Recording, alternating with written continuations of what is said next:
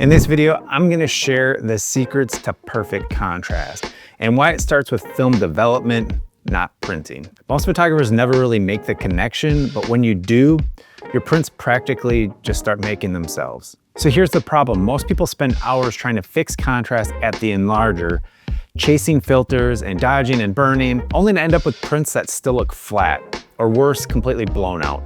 And it's frustrating because you can waste paper, chemicals, and time without ever really fixing the core problem.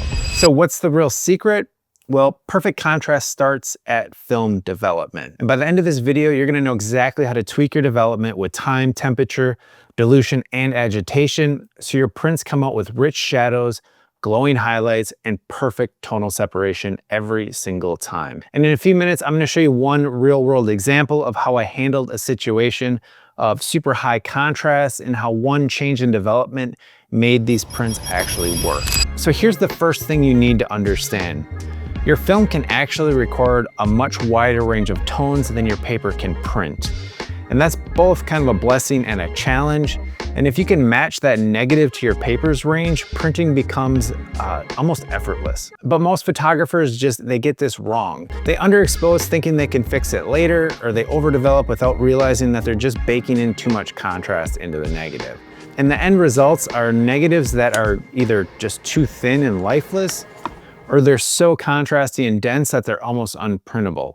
And no matter how much you fight at the enlarger, you'll never get kind of the look right or what you envisioned. But here's the good news. Your shadows are set during exposure, but your highlights are controlled during development. So that means development is your contrast control. So if you want more contrast, extend your development. Want less? Just pull it back. And it's really that simple and that powerful. And if you want to go deeper into this and see exactly how I build a complete repeatable darkroom workflow from film development to the final print, that's exactly what we dive into in our film and darkroom community. I'll put a link in the description so you can go check it out. So here's the basic principle every black and white printer needs to know. Expose for the shadows and develop for the highlights. Most people try to fix shadows in development, but it doesn't work. Shadows reach their maximum density early in the process, and if they're too thin, that's an exposure problem, not a development problem. Your highlights, though, these are your adjustable zone. The more you develop, the brighter they get, and the greater the separation between your lightest tones and your darkest tones. So dialing that in is what matches your negatives to your paper and can give you perfect printable contrast. All right, so check this out. Here's a shot that I took in Minneapolis.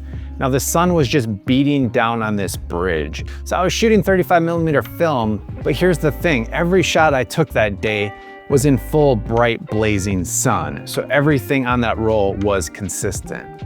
So if I had developed this roll normally, the highlights on the bridge, they would have been blown out completely, or those shadows would have been crushed into complete black, and I would have had no choice but to make them go black. So with that much contrast in the scene, a normal process would have just made it a nightmare to print. So here's what I did. I diluted the Rodinal further to 1:89. Then I extended the development time out and reduced agitation to just once every 5 minutes for a total of 20 minutes development time. So that's pulling on 2 of the 4 levers we have. That's dilution and agitation.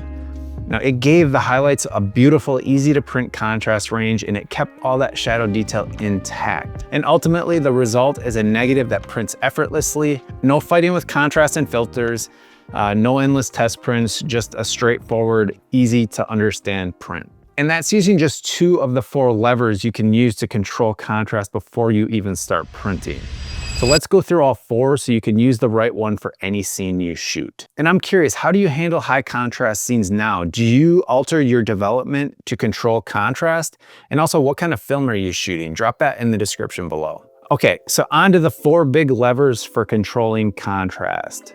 The first lever is development time. It's the simplest and most direct way to control your contrast. If your scene has low contrast, like say in a foggy situation or on an overcast day, normal development can leave your highlights and midtones bunched together, making your prints look flat. Adding more development time lets the highlights build density and separation, which ultimately just boosts the contrast. Now, on the flip side, cutting development time softens harsh highlights in high contrast scenes. The second lever is agitation, and that's just how often you move the developer across the film. Agitation keeps fresh developer on the film, pushing highlight density higher and building more contrast. So reducing your agitation, like I did with the bridge shot, lets the developer exhaust in the highlights, and that holds them back and gives you a more printable negative. More agitation, on the other hand, builds density and contrast. The third lever is developer strength or dilution, like basically how concentrated your developer is. A strong developer works faster, which can quickly increase contrast, and that's really great if you need punch, but in a high contrast scene, you don't want more punch. It can quickly push things too far. A weaker dilution is gonna slow development in the highlights, giving them a smoother tonal roll-off. So it's one of my go-tos for high contrast light. And then the last lever we're gonna cover today is temperature. So a hotter developer speeds up the chemical reactions. It makes your developer more active, which builds highlights faster and makes your contrast higher. Cooler temps do the exact opposite, slowing things down and reducing contrast. So those are gonna be the four main levers. If you've been fighting every single print, wasting paper, chasing filters, dodging and burning endlessly, chances are your negatives weren't developed with contrast control in mind. And that means you've been trying to fix it in the darkroom, and you should have been fixing it in the development tank. So here's the quick start guide. Give your shadows ample exposure and place them where you want them on the tonal scale. Always remember the shadows are locked in at exposure when you take the picture. Assess the scene. Is it high contrast, normal contrast, or low contrast? You're gonna wanna know this before you go in to develop your film. Then you're gonna wanna pick one lever and apply that to that roll of film for that scene.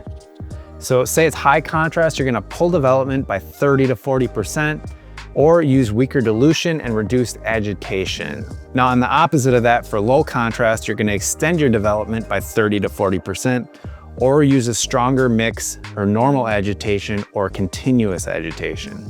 It's important to only change one variable at a time and then log your results. This way you can predict the next roll and improve upon that. Follow this and your negatives will start to hit that perfect printable contrast and just make your life in the darkroom easier. And if you try this on your next roll, please come back and tell me in the comments how it went. I do read every single one. And if you want me to personally walk you through the full workflow from film to final print, that's exactly what's inside Unlock the Darkroom. I spent well over a year building this course from the ground up for returning film photographers and serious beginners who want to just make consistent, beautiful black and white prints.